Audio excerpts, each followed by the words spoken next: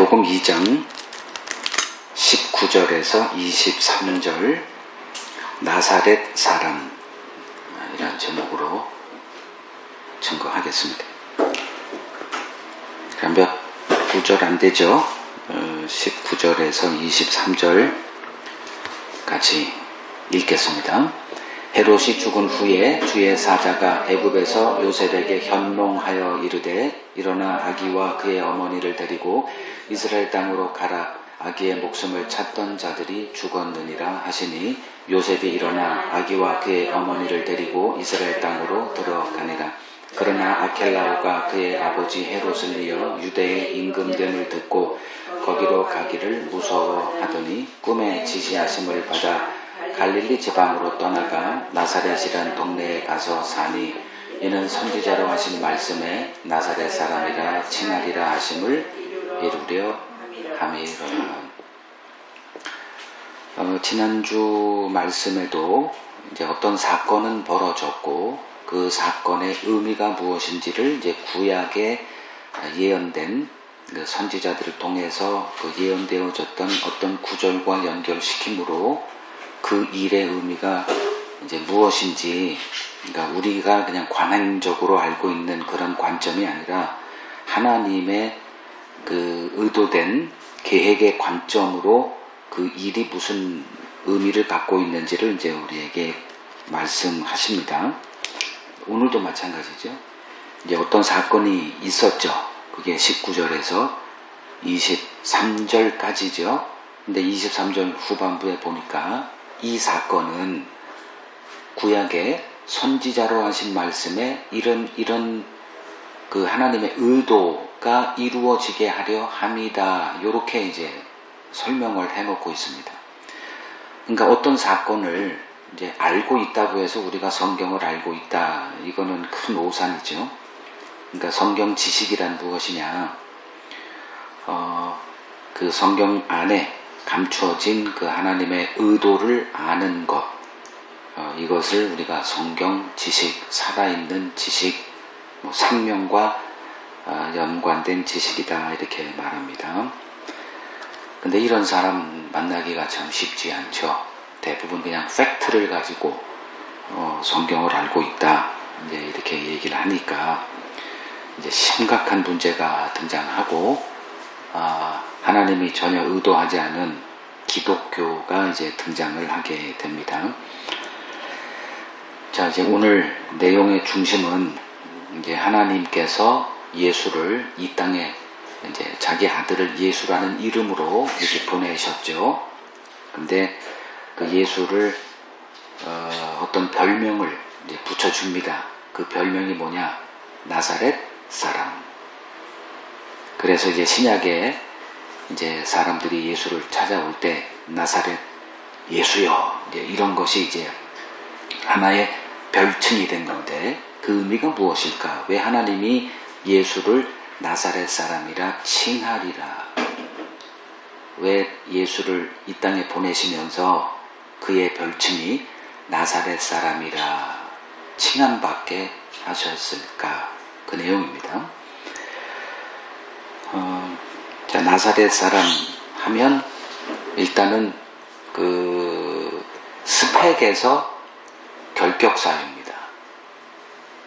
그 사람들은 외모를 보고 판단하죠. 예나 지금이나 이 사실은 변하지 않습니다. 앞으로도 그럴 거고요. 사람은 언제나 외모를 보고 판단합니다. 이 말에 이의를 제기할 사람은 거의 없으리라 생각합니다. 그래서 사무엘상 16장 7절에 보더라도 그 선지자 사무엘이 이제 이새의 아들들 7명을 쭉 이제 불러 모아서 이제 기름을 부어야 되는데 하나님이 누구다, 뭐 첫째다, 둘째다 이런 얘기 안 하셨어요. 그 당시 그 사무엘에게 그걸 맡겼어요. 그러니까 사무엘은 자기가 판단해야 되는데 첫째 엘리압을 딱 보는 순간에 요런 보물이 숨겨져 있었네 해가지고 기름을 그냥 바로 부으려고 하자 하나님이 나타나셔서 그러지 마라. 사람은 외모를 보거니와 나는 중심을 본다. 그 중심이라는 게 인간의 속 마음이죠. 그러니까 좀 우리들도 좀 지혜롭다라고 하면 외모가 아닌 마음, 뭐 인격, 이런 사람들을 좀 더 나은 사람 이렇게 평가하듯이, 근데 이제 과연 그런 걸까?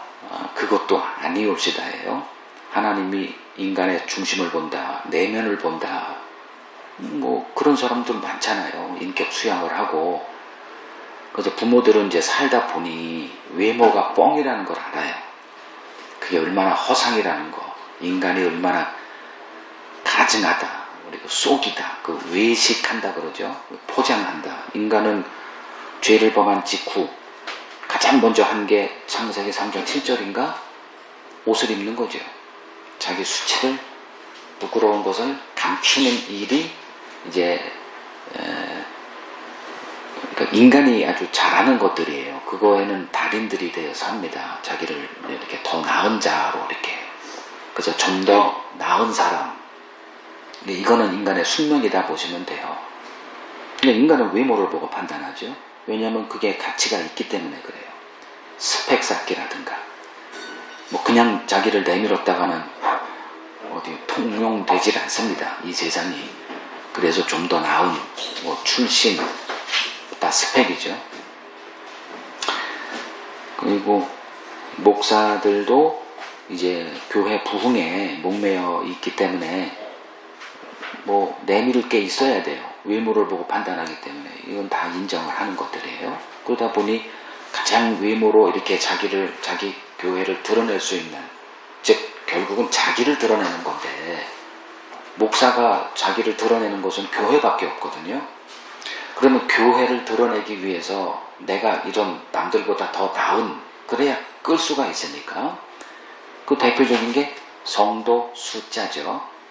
그리고 그들을 이렇게 가둬두는 건물, 여기에 이제 목숨을 거는 이유가 이제 바로 여기에 있습니다.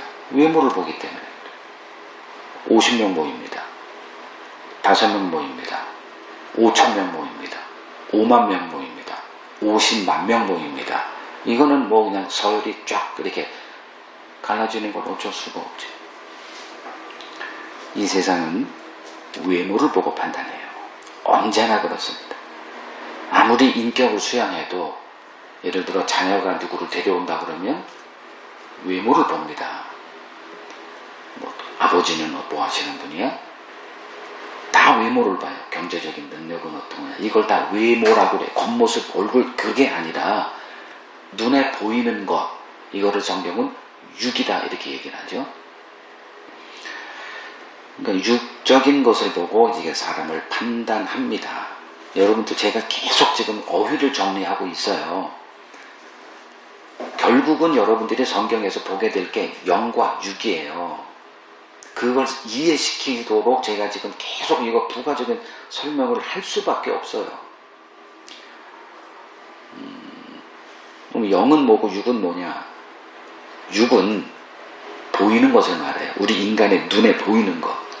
영은 안 보이는 것을 얘기를 해요. 육은 보이지 않는 영을 드러내는 도구로 하나님이 만드셨어요.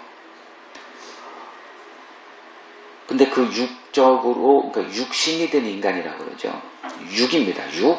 그래서 육의 생각은 사망이다. 영의 생각은 생명과 평안이다. 계속 육과 영을 이제 분리를 시켜요. 이걸 이해할 수 있으려면 이제 모든 성경을 이제 육과 영으로 이제 구분할 수 있는 그 정도로 여러분들을 레벨업 시켜야 됩니다. 그러니까 사무엘상 10장 24절을 보면 이제 이스라엘 백성들이 하나님께 왕을 요구를 해요. 그러니까 이런 부족 국가, 그러니까 시스템이, 이건 아프리카 같은 나라잖아요. 이렇게 그냥 허접한 나라로 계속 있으면 어떻게 됩니까? 이제 그러자 하나님이 그들의 요구에 수용해서 한 왕을 이렇게 지명해서 왕으로 세우죠. 이제 사무엘이 그를 데려옵니다. 그러자 사람들이 뭘 봐요? 뭐 보자마자 내면을 봅니까? 뭘 봅니까? 그냥 그의 외모를 보고 와, 깜짝 놀라고 감탄하고 하나님께 감사하고 그랬거든요. 그 외모를 본 그들이 결국은 그 외모에서 인정받은 사울과 함께 다 망해버리죠. 그러니까 이러한 하나님의 의도를 이제 볼 수 있어야 돼요. 한 가지 더 외모에 우리가 얼마나 민감한가를 제가 설명을 드릴게요. 창세기 2장 9절을 가보세요. 창세기 2장 9절을 보면 하나님께서 영과 육 두 가지를 이제 처음부터 죄가 드러나기 전부터 영과 육을 구분시켜요. 그게 뭐냐면 에덴 동산에 아담을 두시죠.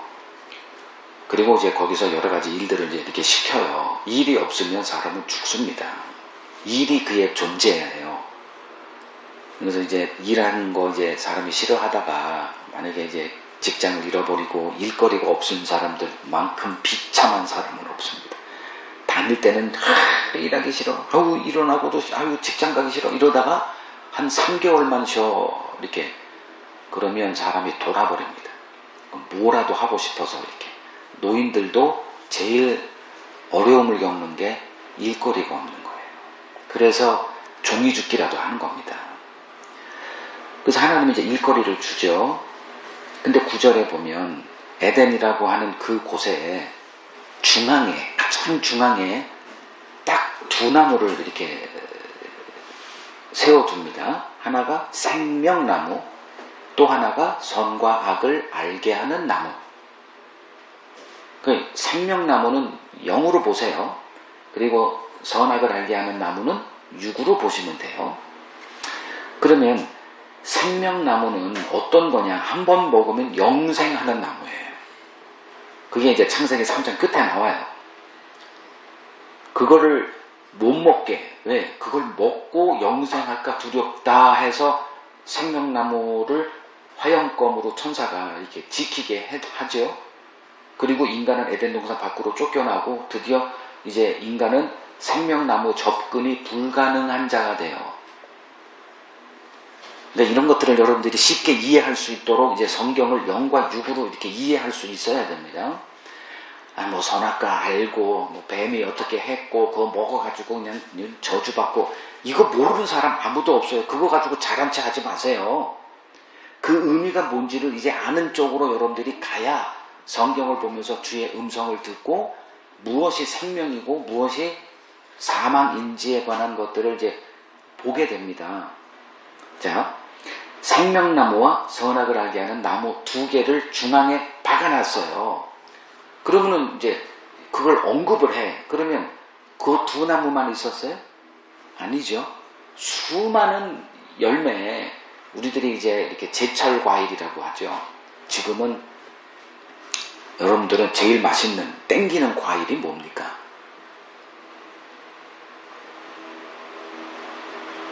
저는 내 얘기만 하지 않습니다. 저는 지금 자두가 제일 땡기더라고. 그리고 두 번째로 땡기는 게 수박. 그리고 이제 또 가을쯤 되면 포도가 아마 나올 겁니다. 그러면 이제 포도 이렇게 동남아시아 저도 이제 오래 살아서 그 과일이 얼마나 다양하다는 걸 알아요. 에덴 동산은 그거에 비할 수 없는 다양한 열매가 이렇게 맺히는 나무들이 있었거든. 그것을 임으로 먹게 했어요. 그리고 중앙에 두 나무가 있어요. 근데 인간의 관심이 어디에 있더냐? 그 희한하게 우리들은 내가 거기 있었으면 여러분들은 뭘 먹었을 것 같아요? 생명나무를 먹었을까요?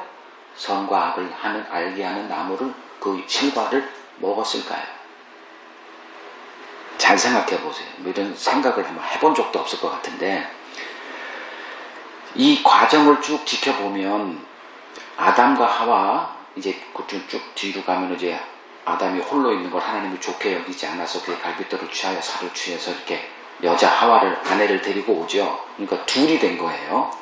그리고 둘이 되고 선악과를 뱀의 유혹에 빠져가지고 먹기 전까지 꽤나 오랜 시간이 있었으리라 추정을 할 수 있는데 그 기간 동안에 그들이 생명나무는 거들떠보지 않았습니다.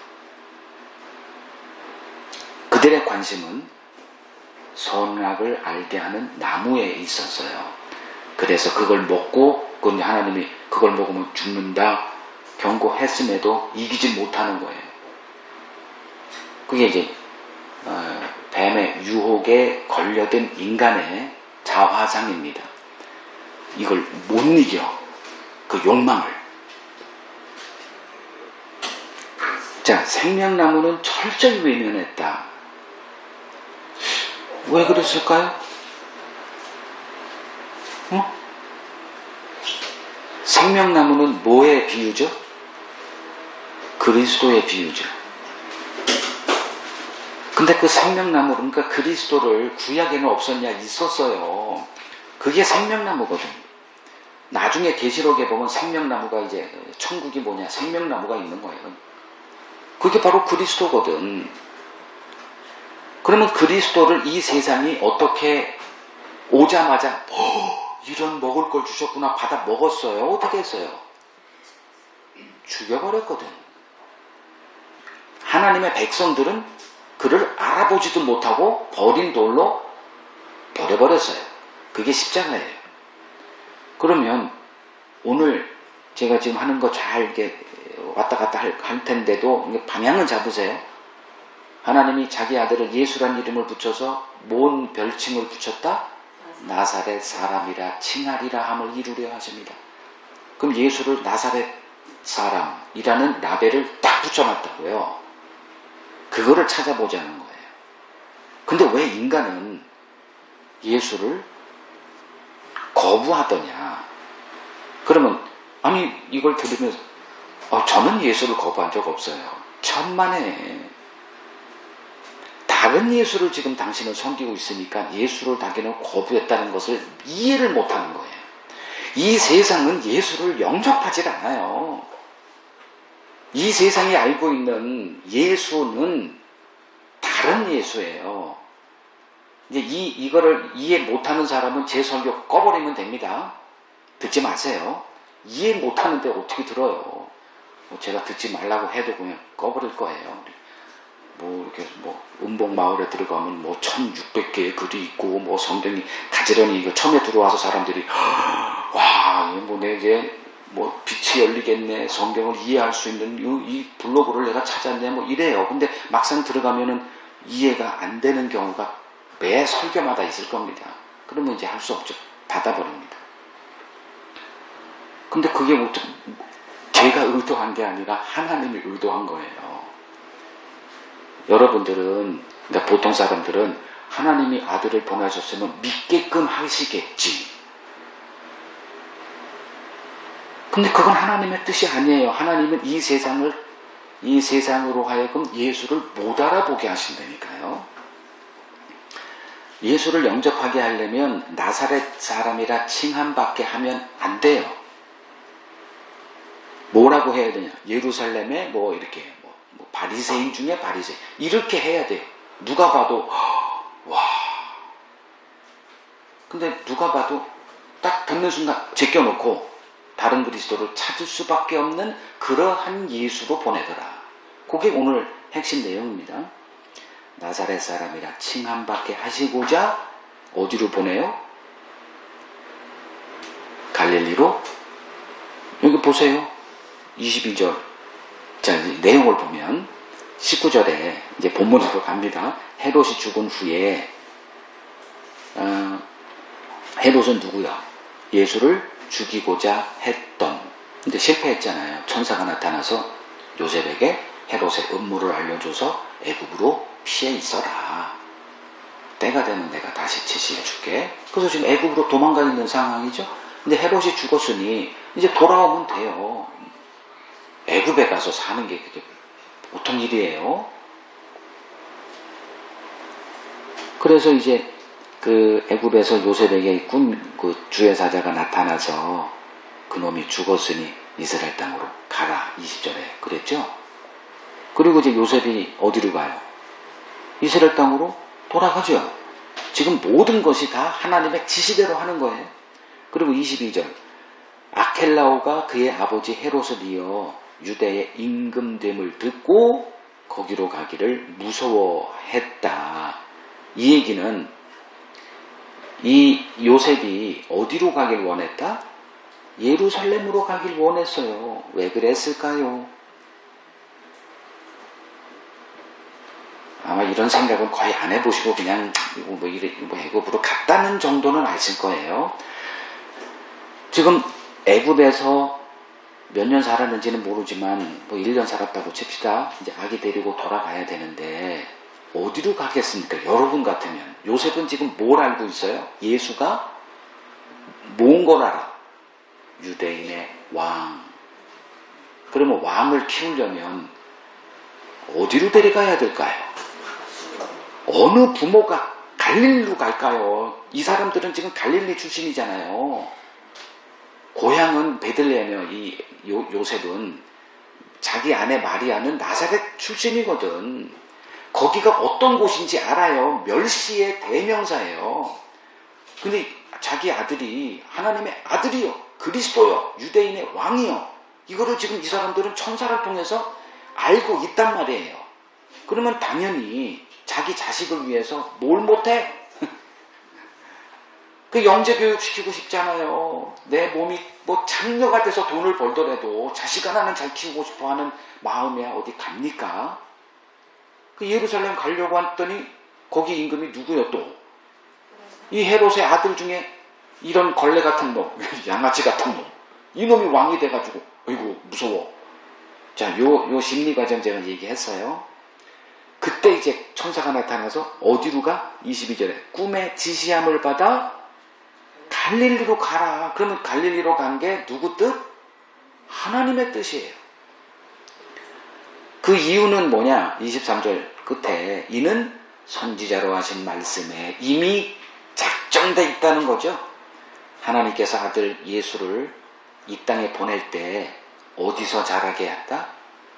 갈릴리 지역으로 보내서 거기서 자라게 할 계획은 이미 작정돼 있었다. 그래서 별명까지 뭐라고? 나사렛 예수. 이렇게. 요거 이해됐죠? 여기까지는. 자, 요거까지 제가 좀 설명을 드릴게요. 사람들이 이제 미가서 5장 2절에 보면 아들을 어디로, 그리스도를 어디로 보낼 작정이에요? 어디에서 태어나게? 베들레헴이었죠. 이건 다 이제 자세하게 살펴본 거잖아요. 베들레헴으로 작정돼 있었거든. 그래서 이제 그때 마리아가 거의 만삭이 되어 있을 때 호정령이 로마의 황제로부터 선포가 되죠. 그러니까 세금을 뜯어야 되니까 인구수를 정확하게 알아야 정확한 계산이 되고 예산 짜여주고 그래요. 그래서 유대 거기도 이제 호정령이 반포되고 모든 사람이 자기 고향에 가서 자기 이름 올리고 누구 있고 그래서 세금을 얼마 내고 하는 이런 것들은 필수 작업이에요. 그러니까 이제 요셉은 자기 고향이 베들레헴이니까 걸로 가서 자기 이름을 하고 어떻게 호적해야 되거든. 근데 나사렛에서 베들레헴까지 이 거리가 한 직선 거리가 한 160km 정도 된다고 합니다. 근데 보통 이렇게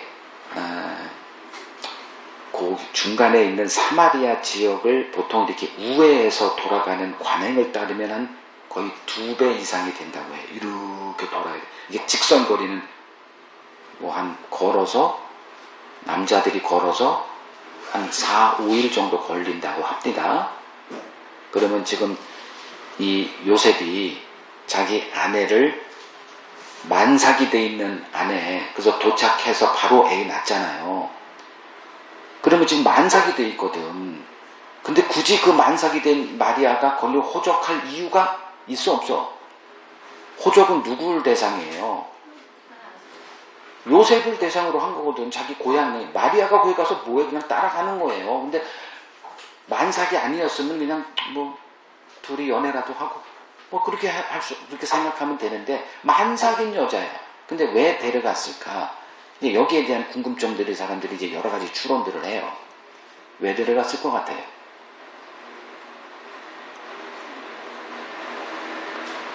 아니, 천사를 통해서 알았다니까.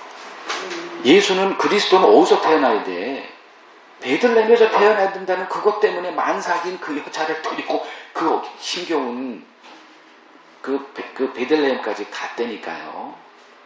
지금 요셉은 뭐로 움직여? 모든 것이 다 계시로 움직이는 거예요. 요거를 신자의 모형이다 이렇게 보시면 됩니다. 그리스도인들은 지멋대로 살면 안 되는 자들입니다. 계시인 하나님의 말씀이 있어요. 이 말씀의 그 지시를 따라서 행해야 되거든. 근데 해놔.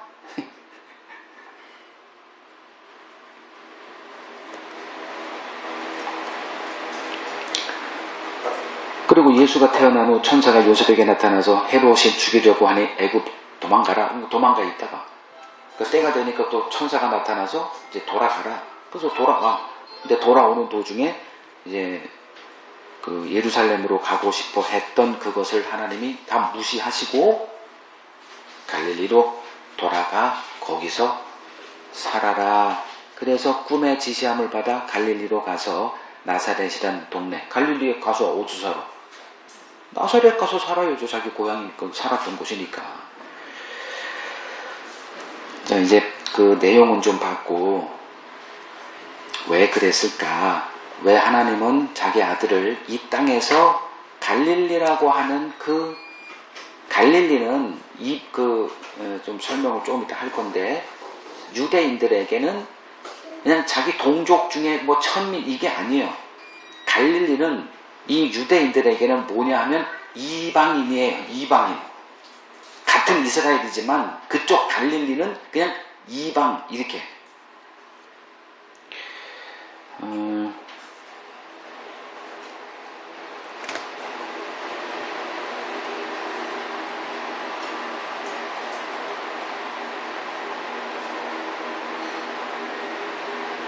이제 갈릴리를 좀 설명을 할게요. 이제 솔로몬까지 좀 내려갑니다. 솔로몬이 죽고 나서 이스라엘이 이제 두 나라로 나눠지죠. 북이스라엘 10지파, 남유다 왕국 2지파, 베냐민과 유다 지파입니다. 그게 이제 930년에 이제 벌어진 일이고, 그 북이스라엘은 그 후부로부터 200년 존속하다가 아수르에 멸망당해서 나라가 없어져요. 그 북이스라엘이. 그러면 아수르가 그 이스라엘을 점령한 후 취한 정책은 혼혈 정책입니다. 근데 딴 나라 사람들을 그 사마리아 지역이라고 부르는 그 북이스라엘 거기를 사람들을 거기로 거주를 시키고, 그리고 북이스라엘 왕조에 있는 사람들을 좀 이렇게 빼서 밖으로 딴 나라 이주를 보내고, 그러니까 뒤 섞여서 혼혈하라고 보통 얘기하는, 그러니까 잡종 이렇게 되죠. 순종이 아니라 잡종을 만들어 놓은 거예요. 그러니까 이게 이제 북이스라엘의 수치스러운 역사죠. 그러니까 이거를 남유다 왕국, 유대인들이, 유대인 하면 그 남쪽 왕국 사람들을 얘기를 해요. 근데 그 사람들이 이제 그걸 왜 몰라요? 그러니까 사마리아인들은 이미 잡종, 그래서 유대인들은 누구의 혈통이에요? 아브라함의 혈통이어야만 천국 간다, 이런 개념이 갖고 있는 사람들인데 이미 사마리아는 섞였어. 그러니까 저것들은 짐승 같아. 이렇게 그냥 치부해버려서 멸시의 대명사, 그 중에 갈릴리, 제일 꼭대기에 있는 갈릴리는 멸시의 뭐 대명사예요. 갈릴리 출신하면 이미 아까도 설명드렸지만 이방인으로 이렇게 간주가 돼버리고 맙니다. 마태복음 4장 15절 조금만 가보시죠. 거기서 뭐라 그래요? 스불론 땅 납달리 12지파 가운데 이제 스불론 지파, 납달리 지파 이들이 배치받은 지정된 곳이 그쪽이에요. 갈릴리지요.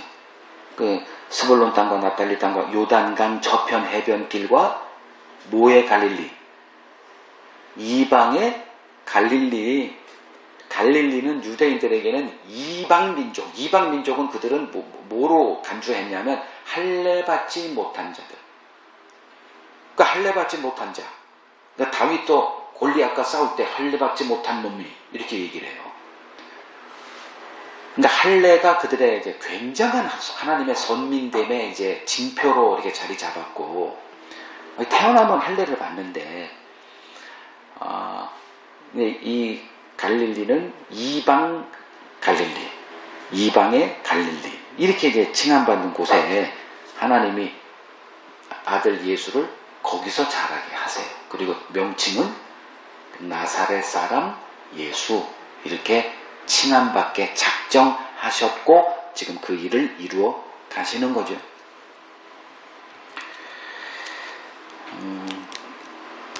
그것이 바로 이제 그 구약 선지자 예언의 성취였다, 이렇게 말합니다. 하나님은 예수를 나사렛 사람이란 낙인을 찍어서 이 세상에 보내십니다. 오늘 그 이유가 뭔지 알아보자는 거예요. 그렇게 하신 이유는 외모로 사람을 판단하는 이 세상으로 하여금 예수를 절대 알아보지 못하게 하려는 하나님의 의도였다.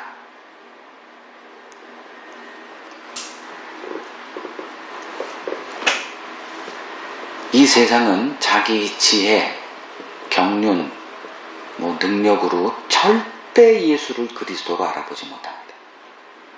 그게 하나님의 뜻이에요.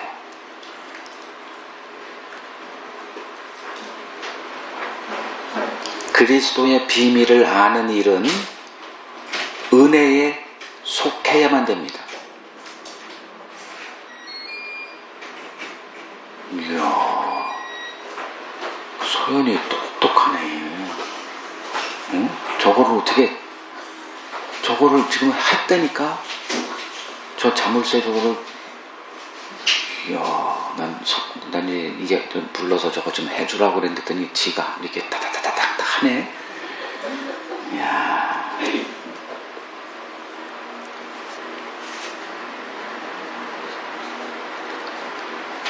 자, 그러면 사람들이 예수를 알아보지 못하는 이유는 딱 하나죠. 사람은 외모를 보고 판단하는 자들이기 때문입니다. 외모를 보고 사람을 판단하는 인간이 갈릴리 출신, 즉 나사렛 사람 예수가 약속된 메시아로 이렇게 볼 수 있다는 것은 애당초 불가능한 일이에요.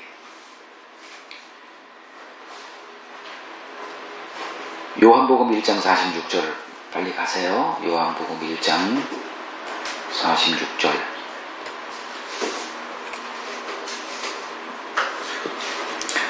빌립이란 친구가 예수를 어떻게 알게 돼요. 그리고 그리스도임을 인식하게 되는 일이 벌어져요. 그래서 그 빌립이 나다나엘 친구를 찾아가서 내가 그리스도를 만났다. 근데 그 예수가 요셉의 아들 나사렛 예수다. 45절에 그러죠. 그러자 46절에 이 나다나엘이 뭐라고 반응을 보여요? 나사렛에서 무슨 선한 것이 날 수 있느냐 이거죠. 그러니까 외모를 보고 판단하니까 당연히 이건 맞는 거예요. 어떻게 나사렛에서 그리스도가 나 이 멍청한 놈아. 그러니까 빌립이 할 수 있는 거는 네가 직접 봐, 이제 이거죠. 요한복음 7장 27절 가보세요. 요한복음 7장 27절.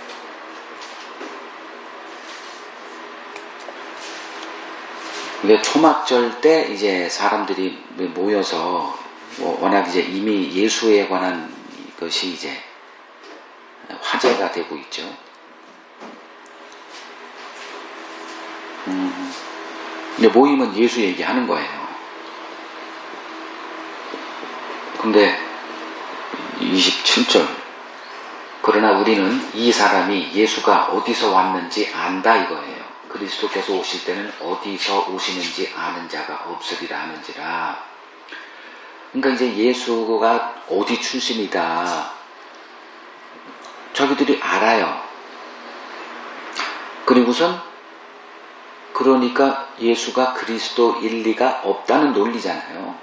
그 외모로 이렇게 판단해 버리는 거죠. 나다나엘이 얘기했던 것과 똑같은 현상을 본 이 사람들이 뭐 어리석은 사람들이 아니에요. 우리를 대표하고 있다니까. 오늘날 십자가에 달린 예수는 하나의 그냥 정답이 돼서 어려서부터 교회 다니는 사람들은 그냥 그거에 대한 선입견이 있을 수 없어요. 십자가에 달린 예수를 왜 안 믿어? 이렇게, 이건 그냥 현혹됐다 보시면 돼요. 그리고 이제 41절, 43절 밑으로 쭉 가보세요. 어떤 사람은 그리스도라 하며 어떤 이들은 그리스도가 어찌 갈릴리에서 나오겠느냐. 또 외모로 판단하죠. 성경에 이르기를 그리스도는 다윗의 씨로 또 다윗이 살던 마을 베들레헴에서 나오리라 하지 아니하였느냐라고 하면서 예수로 인해서 무리 중에서 쟁론, 말다툼이 막 벌어졌다. 아니, 그리스도는 어디서 나와야 돼? 베들레헴 출신이어야 돼는 다 알아요. 근데 베들레헴 출신에서 태어났지만 그건 우리들은 지금 다 알고 있는 거예요. 2000년이 지난 이걸 모르는 사람이 어디 있습니까? 그래서 지금 우리들의 이 상식 가지고 내가 성경을 알고 있다? 천만의 말씀입니다.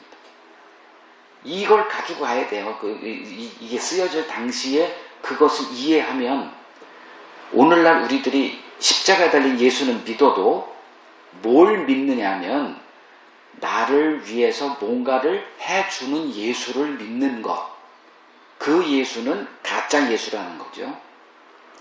또 동일하게 인간은 외모를 보고 판단하더라. 즉 실용적인 예수를 구하고 믿더라. 이 개념이에요.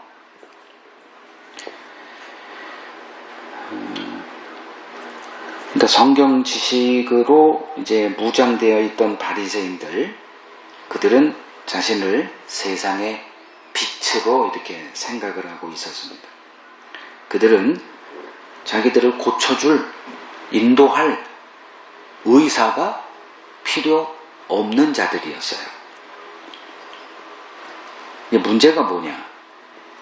그들이 성경을 어떻게 이해하고 있었냐는 거죠. 그들은 그들이 그렇게 신봉하고 있었던 성경이 정작 자신들을 정죄하고 있다는 사실을 1도 눈치채지 못하고 있었어요. 성경을 오해하고 있었기 때문이죠.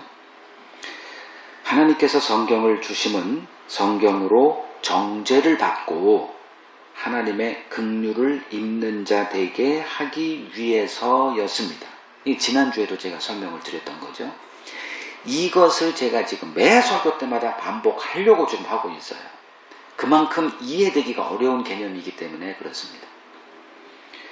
성경은 의를 쌓는 수단이 아니라 죄를 깨닫게 하는 한 도구로 주어졌어요. 그래야 뭘 알아봐? 우리 대신 죄가 되어 하나님의 저주를 받고 우리에게 하나님의 의를 주시는 그리스도를 영접할 수 있기 때문입니다. 유대인들의 실패는 성경을 자기 의를 쌓는 도구로 삼아버렸다는 데 있었죠. 성경을 오해한 그들은 어떤 길로 나아갈 수밖에 없느냐?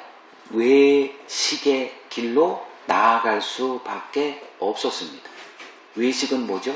외모를 쌓는 거죠. 그러니까 외모를 보는 인간에게 경건주의는 생명나무일 수밖에 없습니다. 이게 이 세상에 가는 길이에요. 외모를 보고 판단하는, 즉 육에 속한 인간들은 가는 길이 정해져 있다니까. 그것이 외식의 길입니다. 외식의 길 하면 그건 당연히 나쁜 줄 알지만 그게 경건주의라는 사실까지 연결시켜서 보는 사람은 거의 없어요. 외모가 아닌 우리 속마음을 보고 계시는 하나님에게 이러한 경건주의는 우리를 지옥으로 이끄는 첩경이다. 이거를 우리가 이해할 수 있어야 됩니다. 바울의 예를 들어보죠.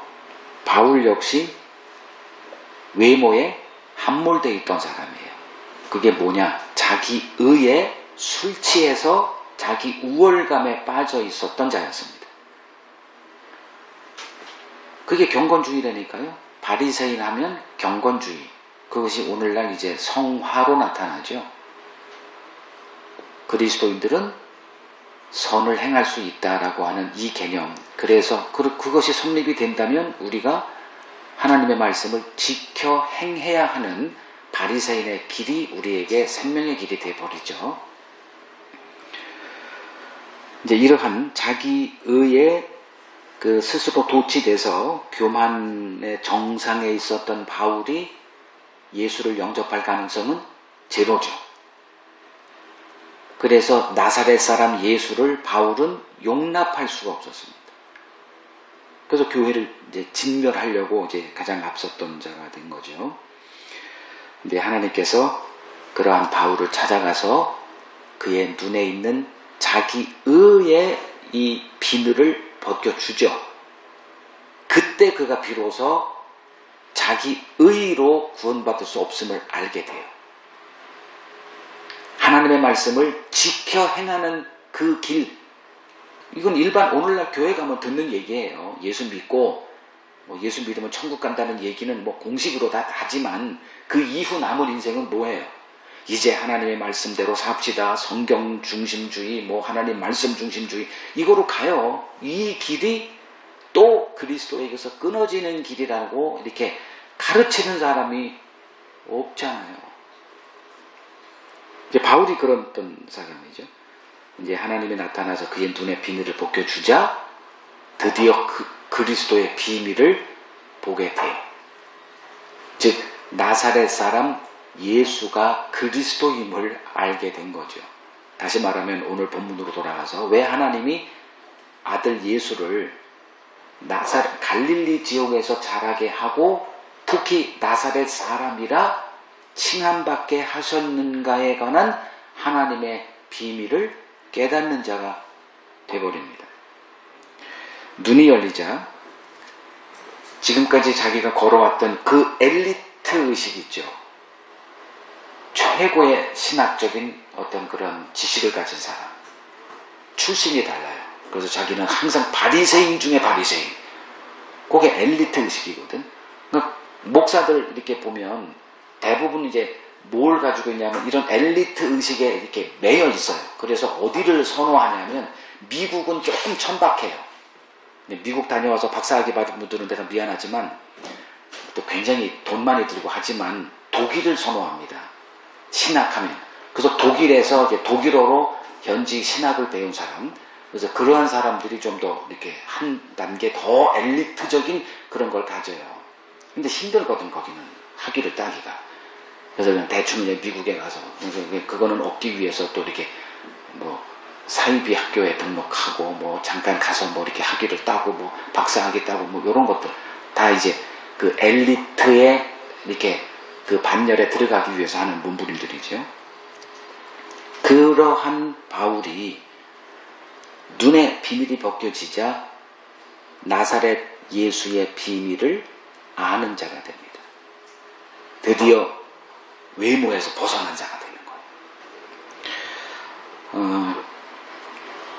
그러니까 외모로 사람을 판단하고 살았던 이제 바울이 이제 영의 눈이 열린 거예요. 여태까지 육의 눈으로 모든 것을 다 육으로 판단한 거예요. 외모가 전부였죠.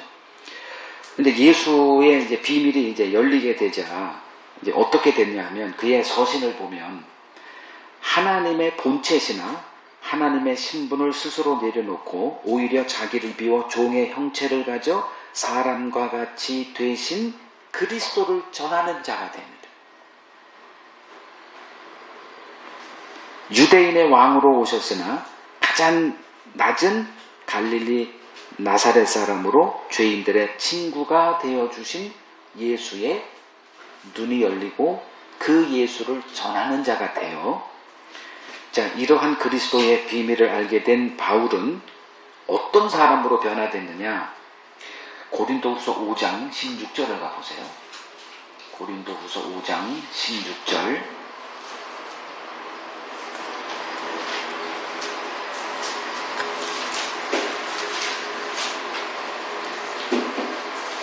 고린도후서 5장 16절 17절 제가 읽습니다. 그러므로 우리가 이제부터는 어떤 사람도 뭘 따라 알지 않아요? 육신을 따라 알지 아니하노라. 다른 말로 표현하면 외모가 아니다. 더 이상 외모를 보고 사람을 판단하는 이 늪에서 벗어난 자가 돼요. 이게 말은 쉽지만 여러분 살아보세요. 과연 외모를 왜 무시하고 사람을 판단할 수 있을까? 불가능한 일입니다. 그러므로 우리가 이제부터는 어떤 사람도 육신을 따라 알지 아니하노라. 비록 우리가 그리스도도 육신을 따라 알았으나 이제부터는 그같이 알지 아니하노라. 그런즉 누구든지 뭐 안에 있으면, 그리스도 안에 있으면 새로운 피조물이라. 이전 것은 지나갔으니 보라 새 것이 되었다. 성경은 인간을 딱 둘로 나눕니다. 그리스도 안에 있는 자와 그리스도 밖에 있는 자. 그거밖에 없어요. 교회는 사람을 외모로 판단하면 그게 죄예요. 뭐 예수 믿고 안 믿고 이런 문제가 아니라 예수를 알았다면 뭘 알아요? 나사렛 사람으로 오신 예수를 아는 자가 신자예요. 난 예수 믿어. 예수님 십자가에다 돌아가고 뭐 예수님이 나의 빚 갚거나 그것이 내 의가 되고 뭐 어쩌고저쩌고 해가지고 천국 가는 거 이거 백날 외쳐봤자 아무 소용없어요. 예수를 알았다는 것은 뭘 알았냐? 오늘 본문을 중심으로 얘기하는 거예요. 나사렛 사람으로 칭함받은 밖에 하신 그 하나님의 의도를 아는 자. 그럼 그 의도를, 하나님의 의도를 알았다? 어떻게 될까요? 바울이 눈에 비밀이 벗겨졌다니까. 오늘 이 말씀을 듣고 여러분들의 이 외모로 판단하는 이 눈에 있는 비밀이 벗겨지지 않으면 이 시간은 여러분 생고생한 거예요. 백날 그런 예수 믿고 뭐 교회 다니고 뭐 하고 전도하고 뭐 아무 의미도 없어요. 그건 하나님은 그렇게 사람을 뭐 숫자, 경력, 업적 그런 거로 판단하시는 분이 아니거든.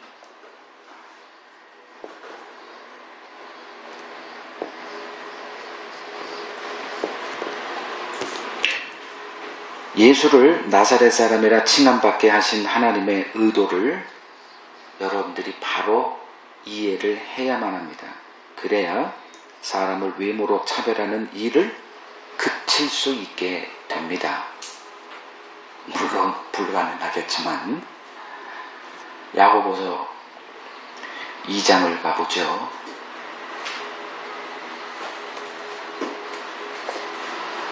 야고보서 2장 1절에서 5절 제가 읽어드릴게요. 네, 형제들아, 영광의 주 곧 우리 주 예수 그리스도에 대한 믿음을 너희가 가졌으니, 자, 예수를 이제 믿었으니 뭐 하지 말라? 사람을 차별하여 대하지 말라. 조금 아까 제가 말씀드렸던 게 소설이 아니에요. 예수를 믿었다? 그럼 뭐하라? 차별 대우는 너희들에게 나타나서는 안 된다죠. 차별이 뭐예요? 외모로 사람을 판단하는 거죠. 자, 2절. 만일 너희 회당에, 오늘 같은 교회로 칩시다. 금가락지를 끼고 아름다운 옷을 입은 사람이 들어오고 또 한편에는 남루한 옷을 입은 가난한 사람이 들어올 때 너희가 아름다운 옷을 입은 자를 눈여겨보고 말하되 여기 좋은 자리에 앉으소서 하고 또 가난한 자에게 말하되 너는 저기가 있는 저 내 발등상 아래 앉아. 이렇게 하면 너희끼리 서로 차별하며 악한 생각으로 판단하는 자가 되는 것이 아니냐? 5절. 내 사랑하는 형제들아 들을지어다. 하나님이 세상에서 가난한 자를 택하사 믿음에 부여하게 하시고 또 자기를 사랑하는 자들에게 약속하신 나라를 상속으로 받게 하지 아니하였느냐. 자, 예수를 믿었다. 뭐가 없어야 된다? 사람을 외모로 판단하고 등급을 매기고 거기에 따른 뭐 이렇게 대처를 하는 이러한 것은 이거는 마귀 자식들이나 하는 일이다. 거기서 내가 너희들을 건져서 예수의 비밀을 알게 하지 않았니? 2000년 전에 이런 얘기를 야고보가 했다니까. 근데 오늘날 어때요? 이 일이 자행되고 있습니다. 장로 되려면 목숨을 걸고 이 장로 되려는 사람들이 많아요. 왜 그러는지 뭐 이해는 됩니다. 교회에서까지 내가 왜 2등 시민으로 살아? 그 장로 되세요. 얼마든지 되세요. 근데 돈이 필요하더라고요. 장로 되려면 돈 없는 사람은 꿈도 못 꿉니다. 이게 현실이에요.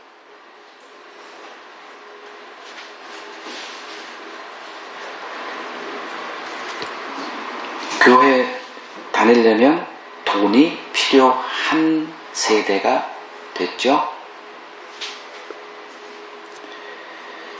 자, 나사렛 사람으로 오신 예수를 만날 수 있는 사람들이 누군가. 여기 5절 제가 얘기했잖아요. 하나님이 세상에서 가난한 자를 택하사 뭐를 줬다? 믿음에 부유하게 해서 예수 믿고 생명을 얻게 하셨다. 이게 하나님의 하시는 일이라니까요. 그러면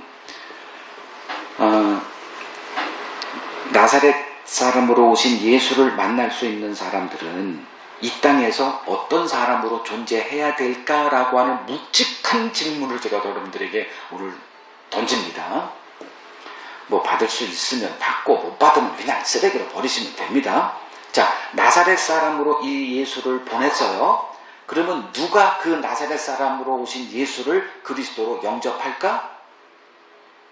나사렛 사람으로 놓여있는 사람들. 지금 여기서 5절에서 말했잖아요. 하나님께서 세상에서 누구를 택해? 가난한 사람. 이 가난한 사람이 누구예요? 나사렛 사람들을, 그들을 택하여 믿음에 부요하게 함으로써 예수를, 나사렛 사람 예수를, 사람들은 그 나사렛 사람 예수를 거부하죠.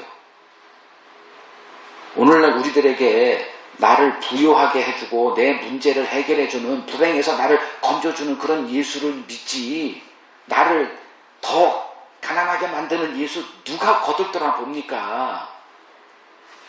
그런 사람들을 누구라고 하느냐? 나사렛 사람들. 예수가 나사렛이고 그 나사렛 사람 예수를 주로 영접했다면 누구로 존재해라? 나사렛 사람으로 살아라. 근데 이거는 죽어도 싫어하죠. 목사들만 보면 안 되니까. 토종 그거 견디지 못해요. 어떻게든 간에 유학 가가지고 박사 하기 딱 장착을 하기를 원하지.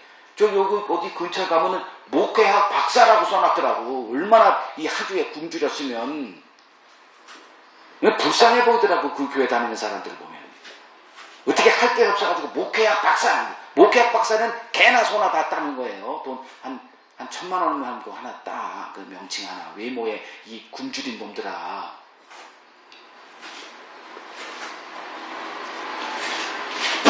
자, 제가 소설 쓰지 않는다는 것도 입증해야죠. 고린도전서 1장 26절 29절 보세요. 고린도전서 1장 26절에서 29절. 형제들아, 너희의 부르심을 보라.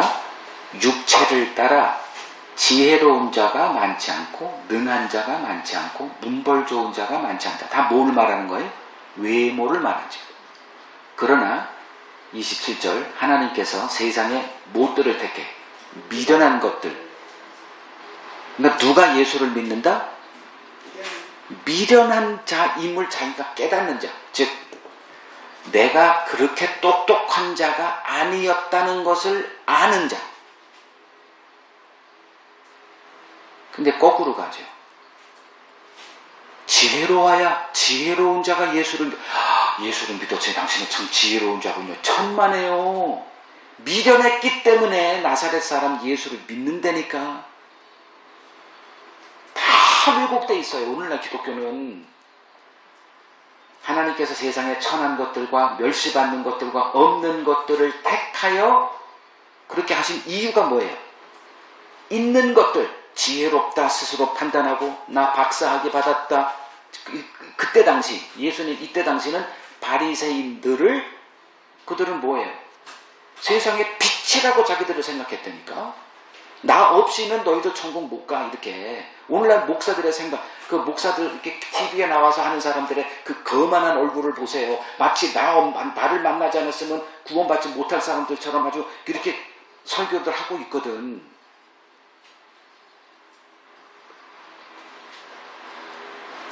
이는 아무 육체도 하나님 앞에서 자랑하지 못하게 하려 하심이라. 자, 이제 조금 아까 나사렛 사람 예수를 영접할 사람들은 누군가 좀 무거운 담론을 여러분들에게 던졌습니다. 여러분들이 나사렛 사람으로 존재하지 않으면 여러분들은 그런 사람들이 믿고 있는 예수는 나사렛 사람 예수가 아니오시다. 또 한 가지, 그러면 하나님이 복음의 증인들을 어떤 포장을 시켜서 내보낼까에 관한 두 번째 담론입니다. 흔히 우리가 이제 예전에 저도 선교도 많이 하고 전도도 많이 하고 할 때 옷을 잘 입힙니다. 그리고 제가 선교사로 갈 때도 이제 그 교회에서 어떻게 파송했냐 하면, 야, 그지같이 살아서 사람들이 거들떠나 보겠냐.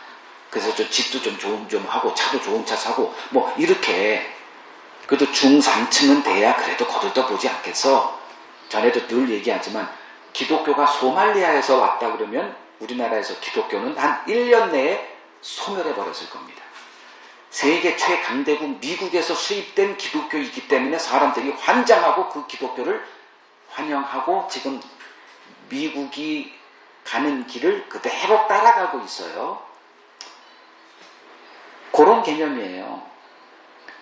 그러면 성경은 어떠냐? 그게 맞는 소리더냐? 성경을 보고 해야죠. 그런 관행이에요. 어떻든 간에 그건 내버려 두고 성경은 어떻게 하느냐? 고린도전서 4장 보죠. 뭐 예수님만 해도 어떻게 보냈더라? 나사렛이라는 포장지를 입혀서 예수를 이 세상에 보내셨어요. 그러면 그 예수를 전할 복음의 증인들을 뭐로 포장해서 보낼까? 쯤은 생각할 수 있지 않아야 되나요? 고린도전서 4장 9절에서 13절 봅니다. 지금 이 바울, 하나님이 나의 택한 그릇, 이 바울을 통해서 복음이 교회에 뿌리를 내리게 하세요. 이건 뭐 누구나 다 인정할 수밖에 없어요.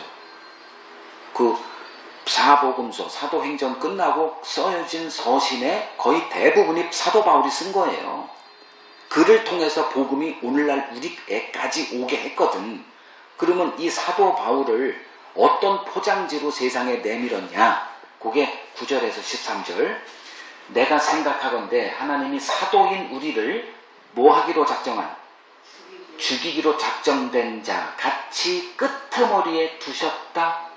우리는 세계 곧 천사와 사람에게 뭔 거리?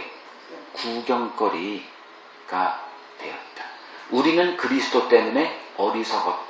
너희는 그리스도 안에서 지혜롭다. 우리는 약하나 너희는 강하고 너희는 존귀하나 우리는 비천하여 바로 이 시각까지 우리가 줄이고 목마르고 헐벗고 매맞으며 정처가 없고 또 수고하여 친히 손으로 일을 하며 모욕을 당한 즉 축복하고 박해를 받은 즉 참고 비방을 받은 즉 권면하니 우리가 지금까지 세상의 더러운 것과 만물의 찌꺼기같이 되었도다. 오늘날 아까 제가 좀 설명했던 복음을 전하려면 이러한 포장지, 이러한 외모를 갖고 나가야 됩니다라고 하는 이 관행적인, 누구도 이론을 제기하지 못하는 그러한 사고 방식이 과연 성경이 인정하더냐? 그건 여러분들이 판단하십시오. 내가 하나님의 말씀대로 살 건지 아니면 기독교가 말하는 그 길을 따라갈 건지, 그건 여러분들의 몫이에요.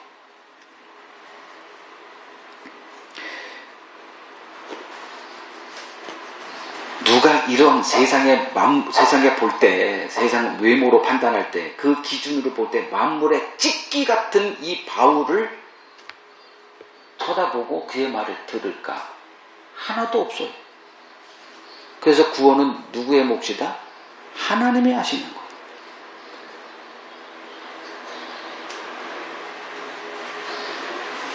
자, 자, 이러한 이제 결론 내리고 이제 끝낼게요. 이러한 하나님의 뜻을 알고 있다면 우리 삶에 하나님이 우리를 인도해서 있게 하신 삶의 환경, 그러한 처지, 그게 어떠하더라도 뭐 할 수 있다? 감사할 수 있고요. 그리고 하늘의 기쁨으로 살아갈 수가 있게 됩니다. 이게 중요한 거예요. 하나님의 의도를 모르면 이거 못해요. 이 감사와 기쁨 이거 못합니다. 진짜 그래요. 예전에는 이 데살로니가 전서 5장 16절에서 18절 항상 기뻐하라, 쉬지 말고 기도하라, 범사에 감사하라, 이것이 그리스도 예수 안에서 너희를 향하신 하나님의 뜻이다. 너무 좋잖아요. 감사가 있고 기쁨이 있고 하나님의 뜻이라는 이 어휘가 그렇잖아요. 그러니까 되게 좋은 말인 줄 알았어. 근데 막상 이렇게 하나님의 말씀을 알아가면서 하나님이 내가 원하는 것을 주시는 분이 아니라 하나님이 원하는 것을 주는구나. 근데 하나님이 우리에게 뭘 원하느냐? 나사렛 사람으로 살게 하시는구나. 그리고선 막상 성경을 들어가서 사도들을 보니 우리 앞서 갔던 그들이 다 이 길 갔구나. 이들이 예수를 알았구나. 이 비밀을 모르고 알았던 예수는 다 가짜 예수였구나. 그러니 잘 돼야 하나님이 하시는 거죠.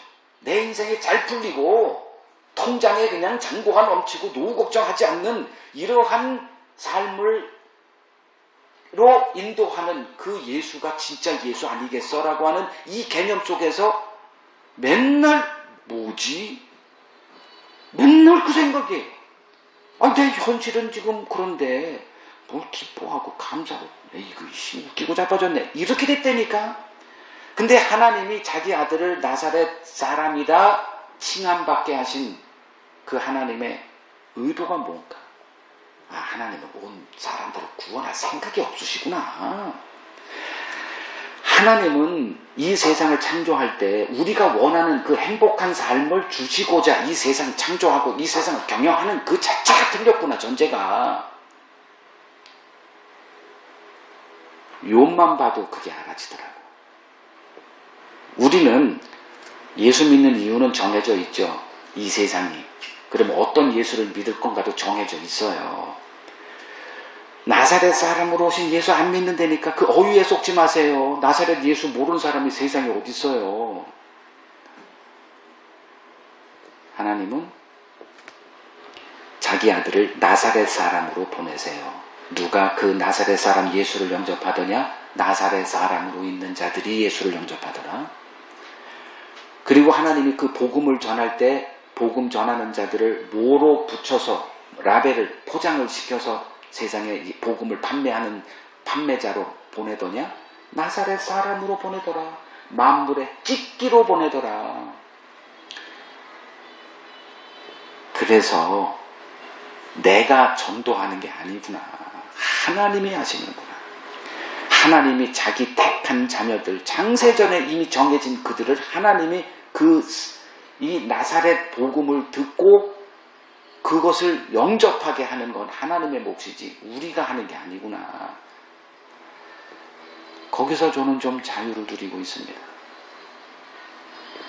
그리고 제 삶에서 벌어지는 그러한 것들을 수용하고 감사할 수가 있어요. 범사에 감사. 나사렛 사람 예수를 알지 못하고 범사에 감사한다는 것은 뻥 중에 뻥이 옵시다. 신앙의 열심이 중요한 것이 아니라 하나님을 아는 지식에서 자라가는 것이 중요하다. 가슴에 새기시고 나사렛 사람으로 예수를 보내신 하나님의 의도를 바로 알고 그 나사렛 복음에 거하시면서 항상 기뻐하시고 또 범사에 감사할 수 있는 여러분들이 되었으면 좋겠습니다.